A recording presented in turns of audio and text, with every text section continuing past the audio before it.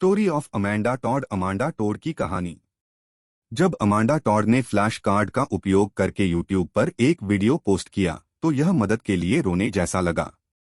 उसने ऑनलाइन और व्यक्तिगत रूप से दुर्व्यवहार, धमकाए जाने, परेशान किए जाने और पीछा किए जाने की कहानी बताई। उसने अपनी मूक कहानी सुनाई कि कैसे उसने साइबर बुलिंग के परिणामस्वरूप हुए दर्द को शांत करने के प्रयास में आत्मनुकसान, ड्रग्स और शराब का इस्तेमाल किया। अमांडा टॉड इस बात के लिए बेताब थी कि कोई उसे समझे, उसकी बात सुने और सीधे शब्दों में कहें तो वह एक ऐसा दोस्त चाहती थी जो उसे मिले। जानिए कैसे हुई अमांडा टॉड की मौत। अमांडा टॉड की कहानी वैसे ही शुरू हुई जैसे सभी साइबर बदमाशी की कहानियां शुरू होती हैं। अमांडा टॉड का जन्म 1996 में ब्रिटिश कोलंबिया, कनाडा में हुआ था और वह एक खुशमिजाज और सहज इंसान थीं, जब तक कि उनका परिचय फेसबुक पर एक गुमनाम व्यक्ति से नहीं हुआ, जिसने उनकी इतनी चापलूसी की कि उन्हें अपना टॉपलेस शरीर दिखाने के लिए मना लिया। एक साल बाद उसी व्यक्ति या किसी अन्य अज्ञात व्यक्ति ने उसे तस्वीर भेजी और यह वायरल हो गई, जिससे धमकाने और चिढ़ाने का सिलसिला इस हद तक बढ़ गया कि उसे कई बार स्कूल बदलना पड़ा। अमांडा टॉड की नग्न निजी तस्वीरों के वितरण एक बार जब उसने विश्वास के साथ भेज दिया तो स्वयं उसका न्याय या निंदा नहीं की गई, केवल वह थी। उसकी प्रतिष्ठा बर्बाद हो गई। उसका कोई दोस्त नहीं था। कुछ सहपाठियों ने उसकी पिटाई की, उसने ब्लीच पीने की कोशिश की लेकिन आखिरी समय में उसे बचा लिया गया। महीनों बाद अमांडा टॉड ने अपनी जान ले ली। उनकी मृत्यु के बाद उनका यूट्यूब वीडियो 17 मिलियन से अधिक बार देखा गया। जब लोगों को अमांडा टॉड की कहानी के बारे में पता चला तो वे हैरान रह गए और उसके परिवार के पास पहुंचे। अधिकारियों ने विशेष रूप से अमांडा के धमकाने वाले वीडियो की प्रेरणा और मदद से सामूहिक जांच शुरू की। सभी को आश्चर्यचकित करते हुए अमांडा टॉड द्वारा अपनी जान लेने के बाद नफरत अभियान ऑनलाइन जारी रहा। लोगों ने उसकी आत्महत्या का मजाक उड़ाया और पूरी कहानी का मजाक उड़ाया। उन्होंने यहां तक कहा कि उसके साथ जो हुआ वह उसकी हकदार थी। अमांडा टॉड की मृत्यु कैसे हुई, इससे धमकाने वालों को कोई फर्क नहीं पड़ा। लोगों से अमांडा की मौत के पीछे की असली त्रासदी को देखने की अपील के बावजूद साइबर बदमाशी जारी रही। प्रसिद्ध एनोनिमस हैकिंग समूह ने अमांडा का बचाव करने और उस व्यक्ति को खोजने के लिए बड़े पैमाने पर खोज की जिसने उसे ऑनलाइन परेशान किया और ब्लैकमेल किया, लेकिन अधिकारियों ने उसे मामले में रुचि रखने वाले व्यक्ति के रूप में नहीं देखा। सच्चाई यह है कि जिन लोगों ने अमांडा को धमकाया और परेशान किया, वे अब भी हर दिन सड़कों पर घूमते हैं और सोचते हैं कि उनकी नफरत और कार्यों का कोई मतलब नहीं है, जबकि वास्तव में उनके जीवित रहने के दौरान या उनकी मृत्यु के बाद उनके बारे में की गई हर टिप्पणी उन लोगों के लिए बहुत पीड़ा पहुंचाती है जो प्यार करते थे। उसकी याद रखें कि शब्द चोट पहुंचाते हैं और घाव कर देते हैं, कभी कभी मरम्मत से परे होता है। Amanda Todd cyber bullying story पर 2014 अपडेट संदिग्ध मिला। बीबीसी के अनुसार अमांडा टॉड की आत्महत्या के सिलसिले में अप्रैल 2014 में नीदरलैंड में एक 35 वर्षीय व्यक्ति पर आधिकारिक तौर पर आरोप लगाया गया था। कनाडाई पुलिस के अनुसार अज्ञात संदिग्ध पर जबरन वसूली, इंटरनेट का लालच, आपराधिक उत्पीड़न और बाल अश्लीलता का आरोप लगाया गया था।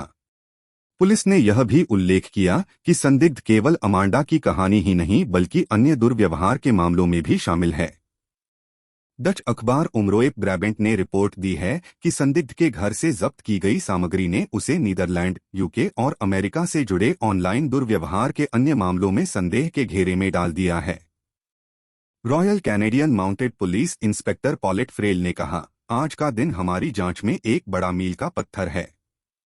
एक संदिग्ध की पहचान कर ली गई है, उसे गिरफ्तार कर लिया गया है और उस पर आरोप लगाए गए हैं। एपी के हवाले से डच अभियोजकों ने एक बयान में कहा, उस आदमी के खिलाफ संदेह यह है कि उसने इंटरनेट के माध्यम से कम उम्र की लड़कियों से संपर्क किया और फिर उन्हें वेबकैम के सामने यौन कृत्य करने के लिए बहकाया। संदिग्ध लक्ष्यों में वे पुरुष शामिल हैं जिन्हें कथित तौर पर यकीन था कि वह आदमी एक कम उम्र का लड़का था और उन्हें कैमरे पर यौन कृत्य करने के लिए राजी किया गया था। अमांडा टॉड साइबर बदमाशी मामले में केवल एक संदिग्ध को ढूंढने में पुलिस को लगभग 2 साल लग गए। यह याद रखना चाहिए कि ऑनलाइन चैट रूम बाल शिकारी हैं जो हर दिन प्यारे युवा लड़कों और लड़कियों का फायदा उठा रहे हैं। यही कारण है कि अमांडा टॉड की कहानी हर जगह के बच्चों के लिए एक जागृत कॉल के रूप में काम करनी चाहिए। अमांडा की मां कैरोल टोड का कहना है कि साइबर बदमाशी में वृद्धि सोशल मीडिया में वृद्धि के कारण हो रही है, जो उपयोगकर्ता को गुमनाम रहने की अनुमति देती है, जिससे धमकाने वाला गुमनाम हो जाता है। टॉड ने कहा, प्रौद्योगिकी ने इसे इतना बढ़ा दिया है कि इसकी कोई सीमा नहीं है। यह बहुत ही निराधार है और वे कुछ भी कहने के लिए स्वतंत्र हैं। वे इसके बारे में सोचे बिना कुछ भी कहने और करने के लिए स्वतंत्र हैं। यहाँ ध्यान देने योग्य बात यह है कि अमांडा की कहानी की उत्पत्ति तब शुरू हुई जब अमांडा के वायरल यूट्यूब वीडियो के अनुसार 2010 में उसे अपने स्तन दिखाने के लिए ऑनलाइन मजबूर किया गया था और परिणामी छवि का उपयोग उसके खिलाफ किया गया और वेब और स्कूल में प्रसारित किया गया। तस्वीर इंटरनेट पर डाल दी गई और फिर अचानक उसके साथियों ने उसे परेशान करना शुरू कर दिया। आमने सामने और ऑनलाइन बदमाशी, इसलिए उसे उस तरह का सामना करना पड़ा दुर्व्यवहार, टॉड ने फॉक्स न्यूज से कहा। वह स्कूल जाने से डरती थी, लोग उसे देखते थे, उसमें और अधिक अवसाद, सामाजिक चिंता विकसित हो गई। उसे डर था कि लोग हर समय उस पर नजर रख रहे हैं। उल्लेखनीय है कि कनाडा में आपराधिक संहिता के सामान्य उत्पीड़न प्रावधान में साइबर बदमाशी का मुकदमा शामिल है। कई अमेरिकी राज्यों ने भी ऐसे कानून शामिल किए हैं जो विशेष रूप से साइबर बदमाशी और उत्पीड़न को लक्षित करते हैं। कनाडा में अमांडा टॉड और अन्य पीड़ितों द्वारा झेली गई साइबर बदमाशी को देखते हुए कनाडाई संसद ने बिल C-13 का सुझाव दिया। यह बिल बच्चों को ऑनलाइन बदमाशी से रोकने में मदद करने के लिए डिजाइन किया गया था।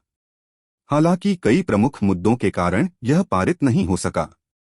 सबसे पहले, बिल ने पूरे सिस्टम को पूरी तरह से बदल दिया होगा, जिससे पुलिस और अन्य सरकारी एजेंसियों को किसी व्यक्ति की गतिविधियों और कार्यों की ऑनलाइन निगरानी के लिए संघीय या राज्य न्यायाधीश से वारंट की आवश्यकता नहीं होगी।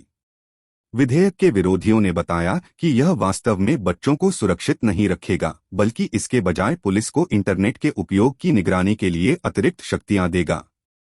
संयुक्त राज्य अमेरिका और दुनिया भर के अन्य देशों के साथ मौजूदा जासूसी मुद्दों के साथ इंटरनेट का उपयोग करने वाले व्यक्तियों पर सरकार द्वारा की जाने वाली निगरानी की मात्रा को लेकर बड़ा अविश्वास है। बिल C-13 के पारित न होने का यही प्रमुख कारण है। अमांडा टॉड की मृत्यु कैसे हुई? क्या यह पूरी तरह से उसका अपना काम था या उसे अपनी जिंदगी खत्म करने के लिए उकसाया गया था? इसमें कोई संदेह नहीं है कि आत्महत्या कभी भी उत्तर नहीं है। लेकिन इतने युवा और इतने आहत किसी व्यक्ति को उस नफरत और दुर्व्यवहार से निपटने के लिए अकेला नहीं छोड़ा जा सकता जिसे अमांडा को हर दिन झेलना पड़ता है। और तथ्य यह है कि अमांडा टॉड की नग्न तस्वीरें उनके द्वारा भेजे जाने के पूरे 1 साल बाद फिर से सामने आईं। यह केवल एक दुखद अनुस्मारक है कि इंटरनेट पर जो दिया गया है उसे वापस नहीं किया जा सकता है। यह हमेशा वहीं रहेगा। बहरहाल, न तो अमांडा न ही उस मामले में कोई भी एक युवा प्रभावशाली चरण में किए गए एक गलत कदम के लिए निर्दयी उत्पीड़न का पात्र है। अगले अमांडा टॉड न बने। अब खुद को ऑनलाइन सुरक्षित रखें ताकि आपके बच्चे साइबर बदमाशी का सामना न करें जिसका सामना अमांडा टॉड को करना पड़ा।